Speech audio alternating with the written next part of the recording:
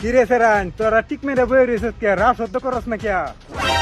কি রাও করতাম এই যে ফাঁকারও মাছ ছাড়ছি খাওয়াইতাছি কালা বলে বেচ চলবো তো মাছ ছাড়ুন লাগছিম কিয়া হ্যাঁ এই তুই থাম চাচা আমারটা শুনুন লে আভরার যদি শেষ নাই তারপর লে আভরা করুন লাগে হা চাচা আমারটা শুনো